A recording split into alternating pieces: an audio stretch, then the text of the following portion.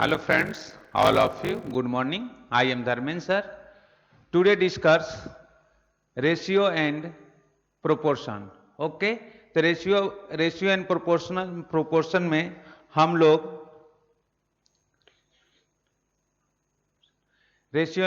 में हम लोग अभी तक रेशियो से रिलेटेड सारे कंसेप्ट सीख लिए हैं, उसके प्रॉपर्टी से रिलेटेड भी सारे कंसेप्ट हम लोग सीख लिए हैं। अब हम लोग आते हैं किस पॉइंट पे, तो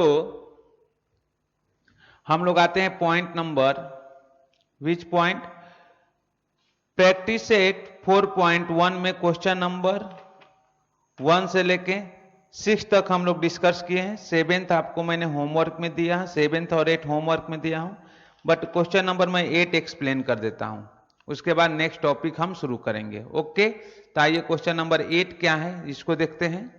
question number 8, this is the question number 8, problem set 4.1। Okay, the ratio, question है कि the ratio of the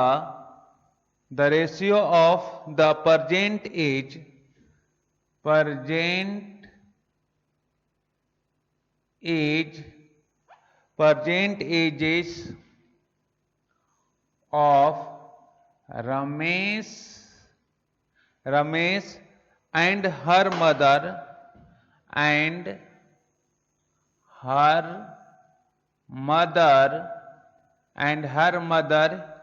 is 2:7. Okay, after 2 years,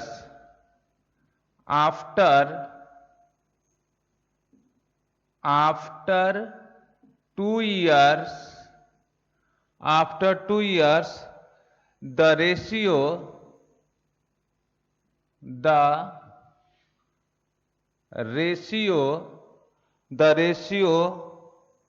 of their ages will be 1:3.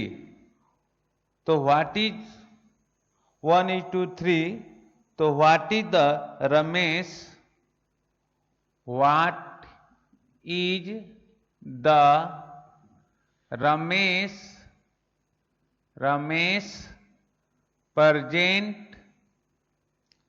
present age? Okay, what is the Ramesh present age? This is your question. अब हम लिखते हैं solution. तो आपको समझ, question को हमने बोला था, क्वेश्चन को आपको बारीकी से रीड करना है, जो गिवन इंफॉर्मेशन दिया है पहले उसे आपको नोट करना है। ओके, और वर्ड प्रॉब्लम टाइप के क्वेश्चन में सबसे बड़ी बात यही होती है कि आपको क्वेश्चन को रीड करना है बारीकी से। अगर क्वेश्चन को आपको बारीकी से रीड करने आ जाएगा तो फिर क्वेश्चन सॉल्व करने में कोई प्रॉब्लम नहीं होता है, राइट। तो यहां पर है सॉल्यूशन, हम लोग देखते हैं कि सॉल्यूशन क्या है। तो यहां पर दिया है कि the ratio of the present edges of Ramesh and her mother is, क्या दिया है, 2:7. After 2 years, the ratio of their ages will be 1:3. तो what is the Ramesh present age? Okay, तो हम एज्यूम कर लेते हैं कि रेशियो दिया है, तो हम क्या लिख लेंगे, कॉमन मल्टीपल भी x। तो पहले लिखेंगे, क्या दिया है आपको, कि the ratio of ages, the ratio of ages equal to 2:7. Okay, तो let the common multiple be x. Okay, common multiple be x, तो हम लिख सकते हैं present age, let the present age of Ramesh and her mother, present present age of Ramesh and her present age of Ramesh कितना? present age of Ramesh equal to 2x and present age of her mother, present age of her mother equal to 7x. Okay, present age of Ramesh equal to 2x, present age of her mother equal to 7x. Okay, तो present age किसका आ गया? Mother का। और present as Ramesh का and present as किसका आ गया? Mother का। कितना आया? 2x और 7x। ओके, तो अब क्या दिया है? आफ्टर 2 years, तो आफ्टर अकॉर्डिंग टू कंडीशन क्या हो रहा है? 1:3 बोला है कि after 2 years the ratio of their ages will be 1:3। Okay, तो यहां से लिखते हैं after 2 years, after 2 years, after 2 year Ramesh present age, Ramesh after 2 years Ramesh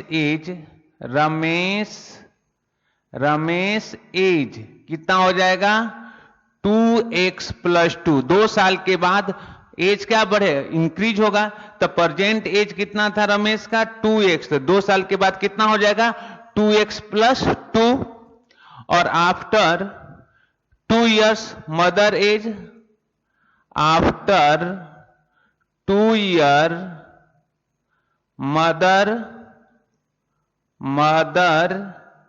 age कितना हो जाएगा? 7x + 2। ओके, 7x + 2 हो गया। अब हम क्या कर सकते हैं? और उसके बाद क्या हो रहा है? 2 साल के बाद एज का रेशियो 1:3 हो रहा है। तो according to question,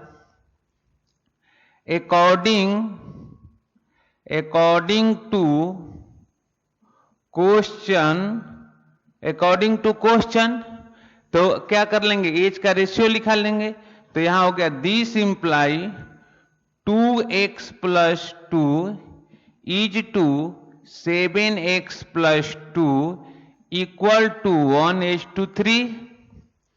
2x + 2 in bracket and second bracket में 7x + 2 इक्वल टू 1:3।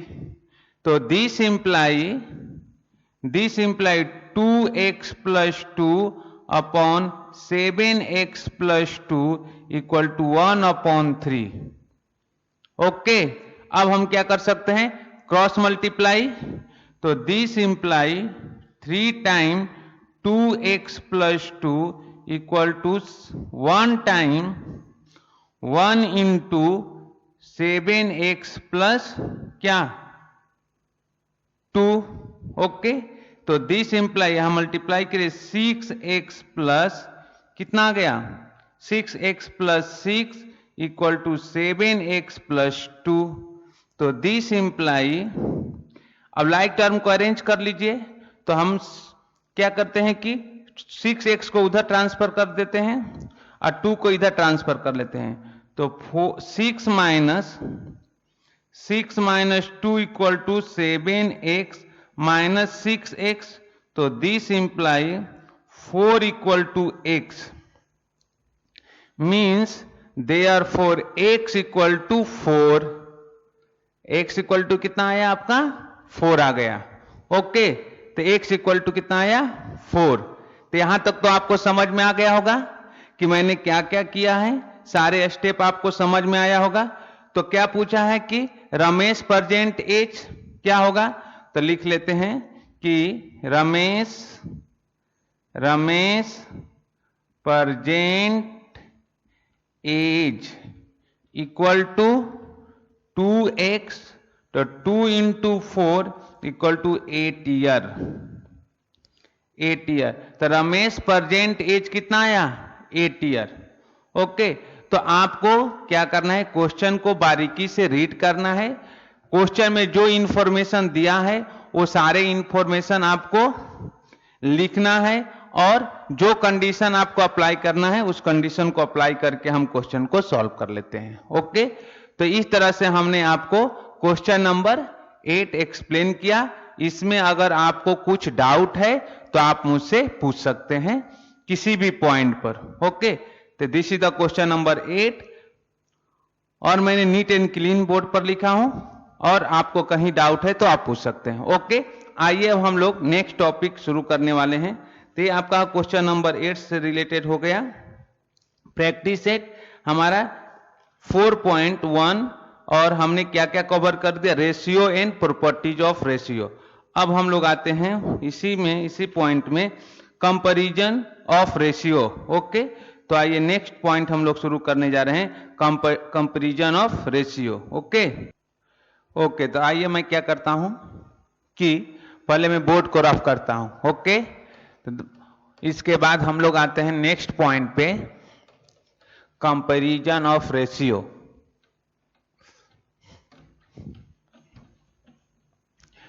तो पहले मैंने इससे रफ कर दिया।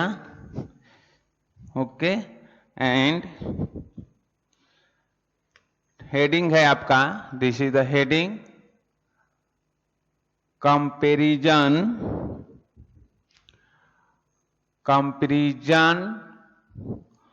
Of ratios. ओके, तो हम यहां पर स्टडी करने जा रहे हैं कंपैरिजन ऑफ रेशियो। तो यहां पर हमने क्या करेंगे, आपको 3 पॉइंट लेंगे। पहले मैं इंक ले लेता हूं, इसके बाद में पॉइंट शुरू करते हैं कि if A B C and D are positive number, यहां लिखेंगे इफ, यहां से if A, B, C and D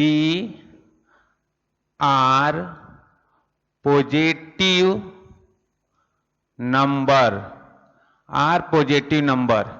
A, B, C and D are positive numbers। Okay, तो क्या हो गया, B greater than 0 and C B greater than 0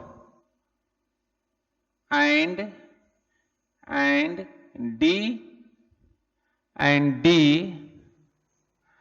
D greater than 0। Okay, तो the comparison of ratio, यहां से लिखते हैं the comparison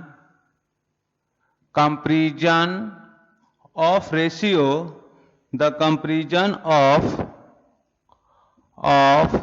ratios, क्या लिखेंगे, A upon B और C upon D। Okay, can be done using the following rules, can be done using the following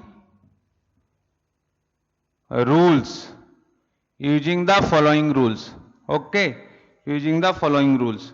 तो अब हम लोग क्या करेंगे कि यहां पर ए बी सी क्या है, A B C and D are positive number, ये जो भी है हम पॉजिटिव नंबर हैं। ओके, और ए बी ग्रेटर देन 0 है और D greater than 0। Positive number तो ए बी ग्रेटर देन 0 होगा, बी भी ग्रेटर देन 0 होगा, सी भी ग्रेटर देन 0 होगा, क्योंकि all these number are positive number.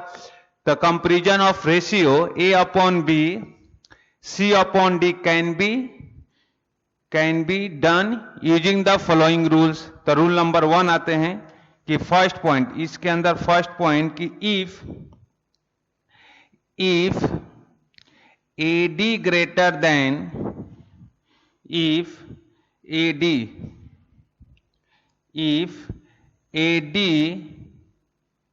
greater than BC, if AD greater than BC, if AD greater than BC, तो क्या लिख सकते हैं, देन हम क्या लिख सकते हैं, A upon B greater than C upon D, okay, greater than C upon D। यहां पर आ गया केस नंबर 2, क्या है कि if AD less than BC, if AD less than BC, तो हम क्या लिख सकते हैं, then A upon B less than C upon D, okay. And third condition हमारे पास आएगा, this is the condition number 3, कि if AD equal to BC, तो क्या हो सकता है, then AB upon AD equal to AB upon A upon B equal to C upon D, okay. तो इस तरह से हमारे पास 3 केस है कि if AD greater than BC, तो हम लिख सकते हैं A upon B greater than C upon D। अगर सेकेंड केस है कि if AD less than BC, तो A upon B greater than C upon D। If AD equal to BC, then A upon B equal to C upon D। तो इस तरह से हमारे पास total कितने केस हैं, 3 केस हैं कंपैरिजन ऑफ रेशियो में। एंड आपको क्या ध्यान में रखना है कि ये तीनों पॉइंट जो होना चाहिए, ये तीनों 3-4 number ABCD are positive number. ये हम किसके लिए सॉल्व कर रहे हैं, पॉजिटिव नंबर के लिए। ABCD आर पॉजिटिव नंबर, ये सारे पॉजिटिव नंबर होंगे, उनके लिए ये कंडीशन हमने लिखा हो कि AD greater than BC equal then A upon B greater than C upon D, AD less than BC, then A upon B less than C upon D, and AD equal to BC, then A upon B equal to C upon D। तो आप तीनों condition अपने notebook में mention कर लीजिए, और इससे related हम लोग अब question number practice set 4.2 solve करने वाले हैं, ओके। तब पहले ये सारे पॉइंट आप नोट कर लीजिए, उसके बाद हम लोग आते हैं प्रैक्टिस सेट 4.2 में, ओके। तो पहले मैं क्या करता हूं, इसको रफ करता हूं। तो देखिए मैं क्या, आप ये पॉइंट नोट कर लिए होंगे, मैं इसे रफ करने जा रहा हूं, मैंने रफ कर दिया। अब हम आते हैं प्रैक्टिस सेट में। किस पॉइंट में, प्रैक्टिस सेट सॉल्व करते हैं हम लोग, ओके। तो हमारा प्रैक्टिस सेट है, विच प्रैक्टिस सेट, प्रैक्टिस सेट 4.2। अभी तक हमने प्रैक्टिस सेट 4.1 कंप्लीट कर लिए हैं, अभी हम सॉल्व करने जा रहे हैं प्रैक्टिस सेट 4.2, ओके। तो आइए क्वेश्चन नंबर 1, ओके। तो क्वेश्चन नंबर 1 हम लोग देखते हैं क्या है, राइट। तो बोला है using the property, using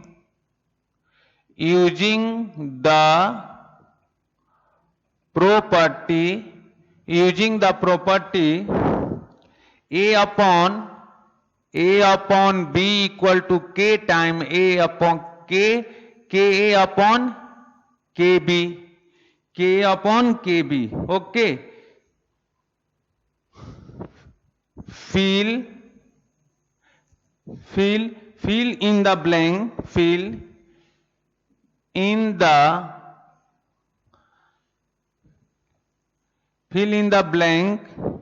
blanks, so fill in the blanks,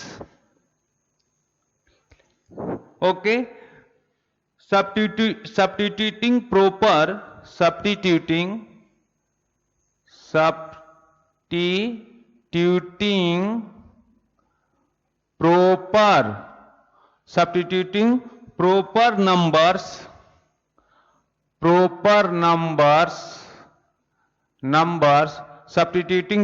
numbers in the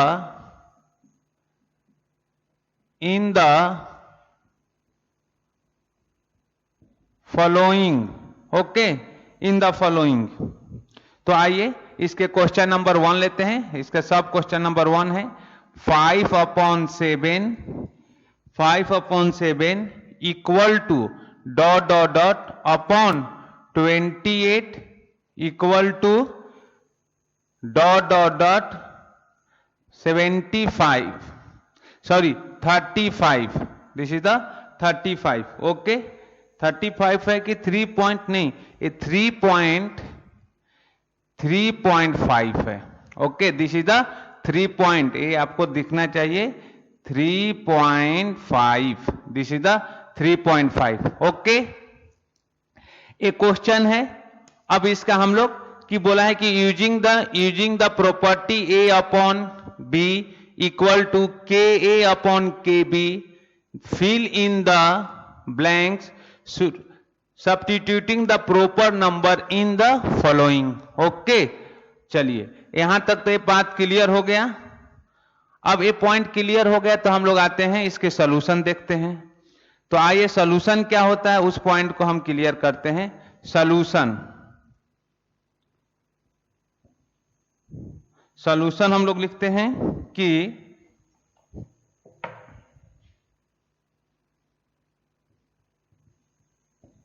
solution, okay. अब देखिए यहां पर क्या है 5/7 equal to dot dot dot 28 equal to dot dot dot 3.5, okay. ये आपका हो गया 3.5, ओके। चलिए अब हमारे पास 5/7 equal to dot dot dot 28 equal to dot dot 3.5, right. चलिए यहां तक तो आपका कोई प्रॉब्लम नहीं है। अब देखिए यहां पर 7 में क्या आपने मल्टीप्लाई किए, 7 में विच नंबर का मल्टीप्लाई करेंगे कि 28 आएगा। 7 में विच नंबर का मल्टीप्लाई करेंगे 28 आएगा। तो 7 में 4 का मल्टीप्लाई करेंगे तो 28 आएगा। तो न्यूमरेटर में डिनोमिनेटर में 4 का मल्टीप्लाई करे हैं तो डिनोमिनेटर में 4 का मल्टीप्लाई किए हैं तो न्यूमरेटर में कितना का मल्टीप्लाई करना पड़ेगा 4 का, ओके। तो यहां लिखेंगे यहां 5 और 5/7 तो इक्वल टू 5 इंटू 4 अपॉन क्या आया 5 में 4 का मल्टीप्लाई करेंगे तो डायरेक्ट लिख लीजिए यहां हो गया 20/28, क्योंकि यहां पर 7 इंटू 4 कितना 28, तो 5 में 4 का मल्टीप्लाई करेंगे तो यहां पर 28 अपॉन कितना आएगा 20/28 इक्वल टू। अब देखिए अब यहां पर किस नंबर का मल्टीप्लाई किए हैं कि कितना आएगा, इसके डिनोमिनेटर में कितना है 3.5, यहां पर है 3.5। तो इस 7 में विच नंबर का मल्टीप्लाई किए हैं तो 3.5 आया है। तो इस 7 में 0.5 का मल्टीप्लाई करेंगे, इस 7 में 0.5 का मल्टीप्लाई करेंगे तो कितना आ जाएगा 3.5। तो ऊपर भी कितना का मल्टीप्लाई करेंगे 0.5 का, तो यहां पर भी 0.5 का मल्टीप्लाई करेंगे तो ये आएगा 2.5। समझ में आ रहा है ना कि किसी को डाउट हो रहा है कि मैं क्या कर रहा हूं, ओके। तो ये आपको समझ में आ रहा होगा। नहीं आ रहा होगा तो देखिए एक बार फिर से मैं इधर करके दिखा रहा हूं। सेम कंडीशन मैंने क्या किया देख लीजिए, आपको फिर से करके दिखा रहा हूं। यहां है 5/7 इक्वल टू हमने क्या किया 5 into 4 upon 7 into 4 equal to, फिर हमने किया 5 इंटू 0.5 अपॉन 7 इंटू 0.5। तो आ गया 5/7 इक्वल टू 20/28 इक्वल टू 2.5/3.5। तो हमने यहां पर प्रॉपर्टी यूज करके सॉल्व कर रहे हैं। तो इसका मीनिंग है कि ऊपर न्यूमरेटर एंड डिनोमिनेटर के साथ सेम नंबर का मल्टीप्लाई किया गया। यहां पर ये 28 आया है, 28 आने के मतलब कि यहां पर 7 में 4 का मल्टीप्लाई किए हैं तो 5 में भी 4 का मल्टीप्लाई करेंगे, ओके। क्योंकि हमने आपको बताया था कि सेम नंबर का प्रॉपर्टी जब मैंने आपको सिखा रहा था तो उस वहां पर मैंने आपको बताया था सेम नंबर का मल्टीप्लाई और सेम नंबर से डिवीजन करने पर आपके रेशियो रिमेन अनचेंज, रेशियो पर कोई इफेक्ट नहीं पड़ता है। ओके, तो मैंने ये पॉइंट देखा। यहां पर है 3.5, तो हम 7 में विच नंबर का, मैं 7 में किस नंबर का मल्टीप्लाई करूंगा, तो मैं 7 में 0.5 का मल्टीप्लाई करेंगे तो 3.5 आएगा। तो हमें ऊपर भी न्यूमरेटर में भी हमें किस नंबर का मल्टीप्लाई करना होगा, मैं 0.5 को न्यूमरेटर एंड डिनोमिनेटर में मल्टीप्लाई करेंगे। इसके चलते आपको रेशियो पर कोई इफेक्ट नहीं पड़ेगा। ओके, तो रेशियो पर कोई इफेक्ट ना पड़े उसके लिए हमें क्या करना होगा कि न्यूमरेटर एंड डिनोमिनेटर में सेम नंबर का मल्टीप्लाई करना होगा। ओके, तो यहां तक ये कंसेप्ट आपको समझ में आ गया। ओके, तो इस क्वेश्चन का, इसमें 2 क्वेश्चन है, तो आपको क्वेश्चन नंबर 1 का क्वेश्चन नंबर 2 होमवर्क है। दिस इज द होमवर्क, ये आपका होमवर्क है। ओके, अब आप क्वेश्चन नंबर 2 खुद से ट्राई करेंगे और मुझे सॉल्व करके सेंड करेंगे। ओके, अब आइए हम इस पॉइंट को रफ करते हैं, फिर हम नेक्स्ट क्वेश्चन नंबर 2 सॉल्व करते हैं। ओके, तो मैं क्वेश्चन नंबर 2 सॉल्व करूंगा, पहले मैं रफ करूंगा। तो आइए हम लोग क्वेश्चन नंबर 2 देखते हैं। Practice set 4.1 question number 2। Okay, तो देखिए अब क्वेश्चन नंबर 2 का हम लोग सॉल्यूशन देखते हैं। क्वेश्चन नंबर 2 का सॉल्यूशन, क्वेश्चन नंबर 2 का फर्स्ट का सॉल्यूशन होमवर्क में, होमवर्क क्वेश्चन नंबर 2 का सेकेंड और फोर्थ आपको होमवर्क में है। ओके, अब देखिए यहां पर दिया है कि find the following ratios, find the following ratios. Question number 1, the ratio of the radius to the circumference of the circle. हमें रेशियो किसका निकालना है, रेडियस का and circumference of the circle.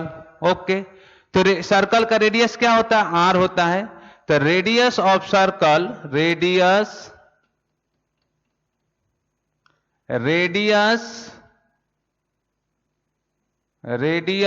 Of circle equal to R. Okay, circumference of the circle निकाल लीजिए। तो circumference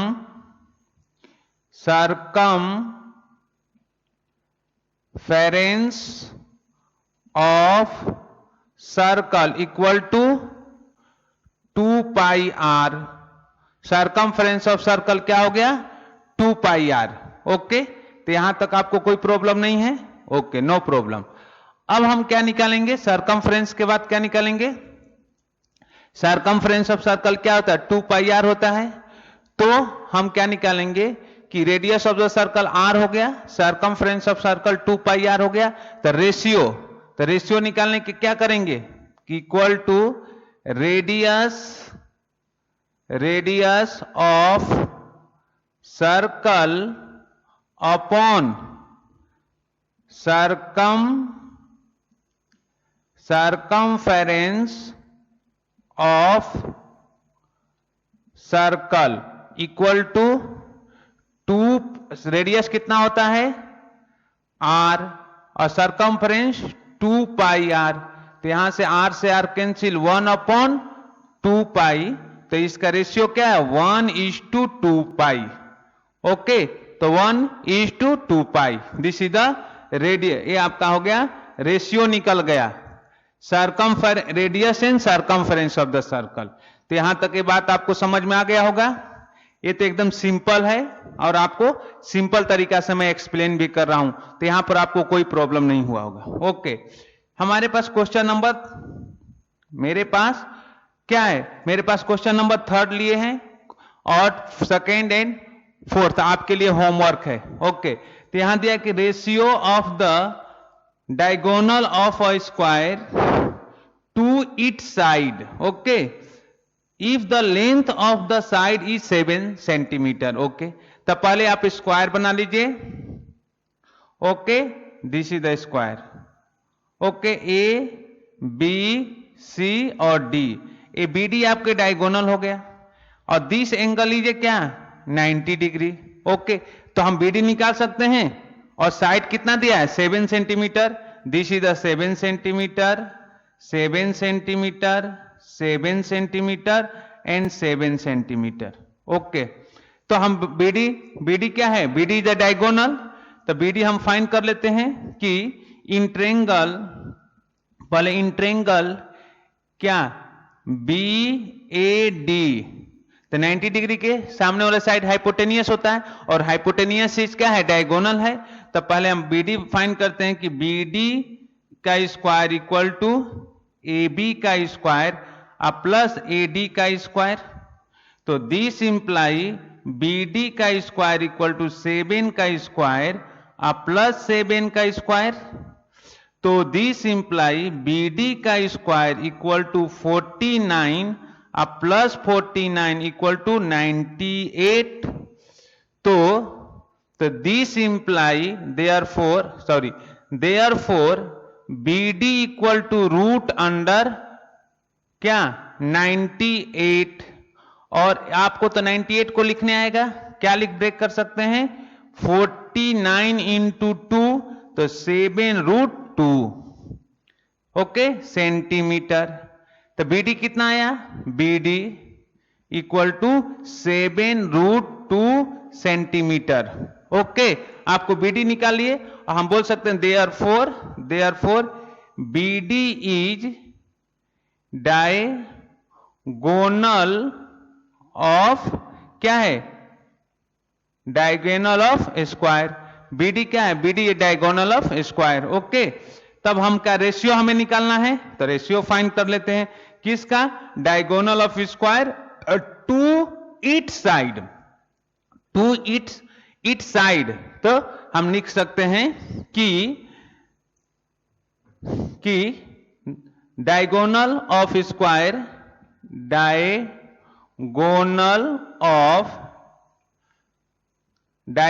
of square upon side of square equal to 7√2 upon 7 centimetre. Centimetre से centimetre cancel, 7 से 7 cancel, तो आपके पास आया √2 upon 1, means कितना आपके पास आया, आंसर आया √2:1।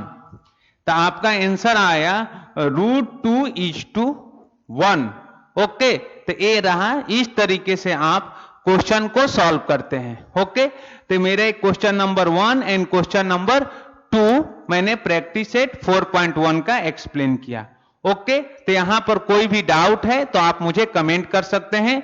वीडियो को लाइक करिए, वीडियो को, और वीडियो में कमेंट दीजिए कि जो भी मुझे इंप्रूव करना होगा मैं आपको इंप्रूव करके दिखाऊंगा। ओके, तो इस तरह से इन दिस वे मैंने question number 1 and question number 2 solve किया, एंड दो क्वेश्चन नंबर 1 का सेकेंड और क्वेश्चन नंबर 2 का सेकेंड एंड 4 आपका होमवर्क है। अब आइए नेक्स्ट क्वेश्चन हम लोग सॉल्व करते हैं थर्ड। ओके, तो पहले मैं इसे रफ करता हूं, उसके बाद क्वेश्चन को सॉल्व करेंगे।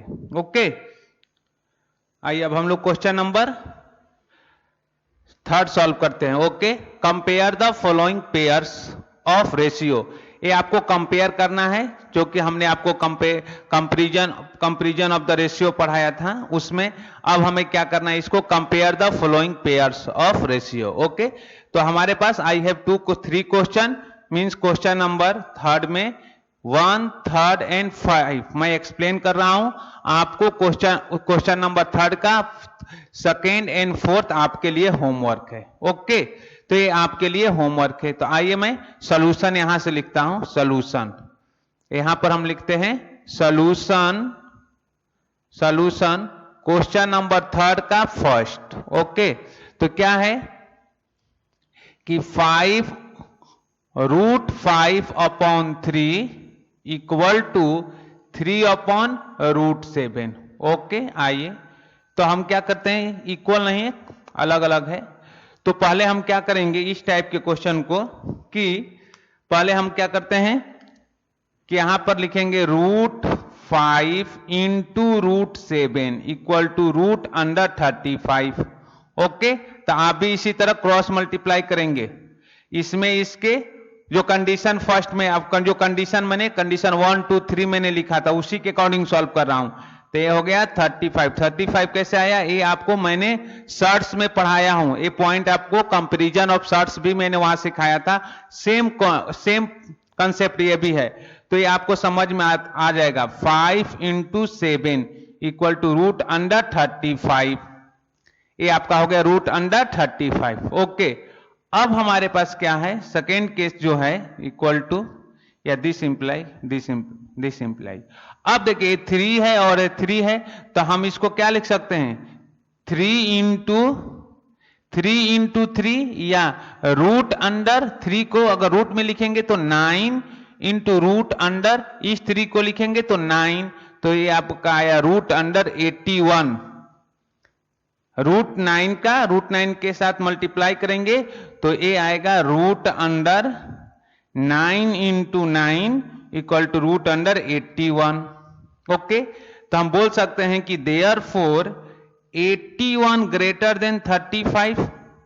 हमने रूट से बाहर नंबर निकाला और कौन ग्रेटर है हमने उसे लिखा, तो हमने लिखा √81 ग्रेटर देन 35, या हम बोल सकते हैं देयरफॉर पहले हम लिखा 81 ग्रेटर देन 35, फिर हम लिखेंगे कि √81 greater than √35।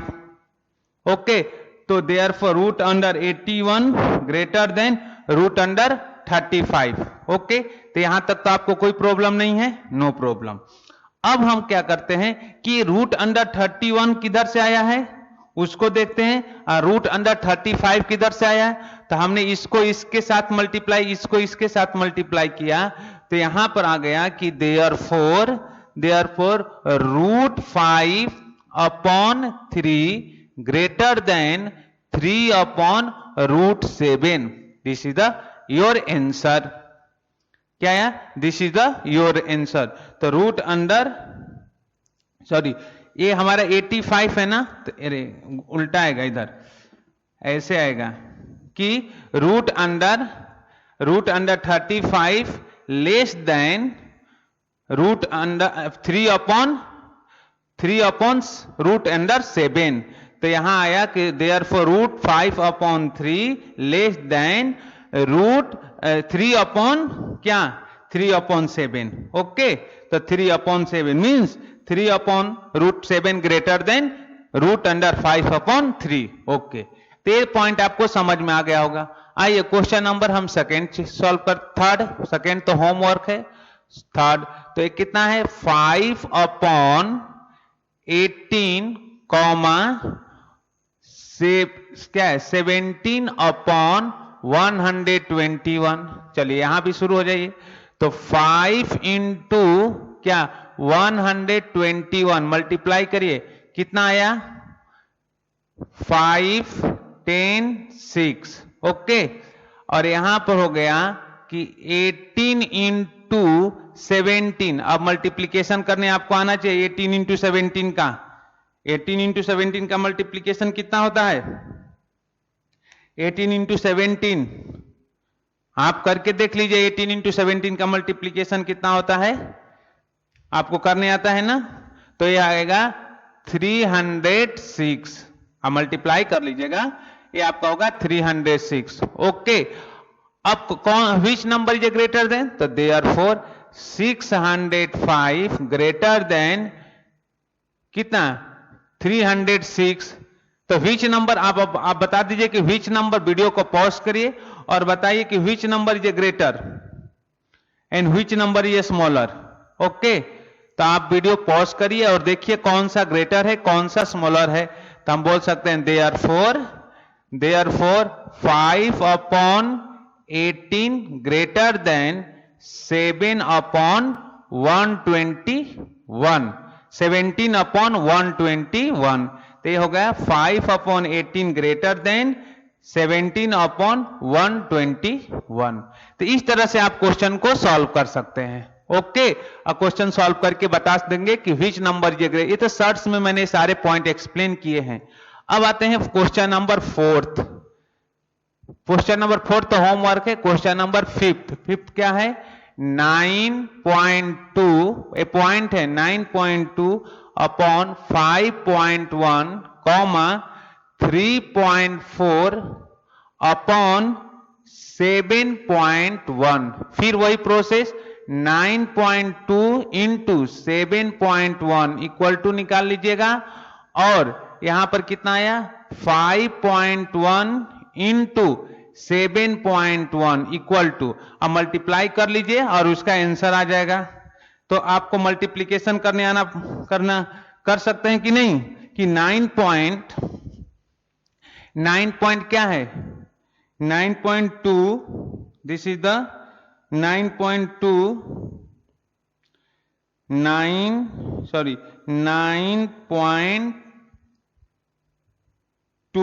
Into 7.1 equal to कितना है 65 पॉइंट, ये आपका आ गया 65 पॉइंट कितना 65.32। अब इसका भी मल्टीप्लाई कर लीजिए, तो ये आपका आ जाएगा कि 5.1 into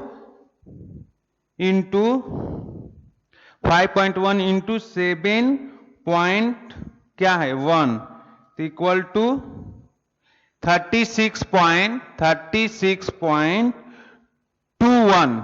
okay, this is the 36.21। Okay, तो ये आपका नंबर आ गया। अब आप बता सकते हैं which number is greater, which number is smaller. तो यहां हो गया कि देयरफॉर 65.32 इज ए ग्रेटर 36.21। तो हम बोल सकते हैं therefore 9.2 upon 5.1 greater than 3.4 upon 7.1। तो इन दिस वे आप क्वेश्चन सॉल्व कर सकते हैं और आप बता सकते हैं कि which number is a greater and which number is a smaller. Okay, तो आपको क्वेश्चन सिंपल है। आप क्या कर सकते हैं कि ये सारे पॉइंट हमने शॉर्ट्स में ऑलरेडी एक्सप्लेन कर चुके हैं, तो ये सारे पॉइंट आप क्या कर सकते हैं कि आपको जल्दी समझ में आ जाएगा, क्योंकि ये सारे पॉइंट मैंने शॉर्ट्स में एक्सप्लेन किया है। तो इस तरह से हम वीडियो को यहीं पर कंप्लीट करते हैं। नेक्स्ट वीडियो में हम लोग इससे रिलेटेड आगे की प्रैक्टिस सेट सॉल्व करेंगे। मतलब इसी में प्रैक्टिस, अभी क्वेश्चन नंबर 4 है, क्वेश्चन नंबर 4 में बहुत सारे क्वेश्चन हैं, फिर क्वेश्चन नंबर 5 है, 6 है, इस तरह हम लोग इसको कंप्लीट करेंगे। तो अगले क्लास कल के क्लास में प्रैक्टिस सेट 4.1 के और रिमेनिंग सारे क्वेश्चन को हम लोग सॉल्व करेंगे। ओके, तो मैं वीडियो को यहीं पर कंप्लीट करता हूं। नेक्स्ट वीडियो में इससे रिलेटेड बाकी सारे क्वेश्चन को सॉल्व करेंगे। तो ओके, बाय, थैंक यू।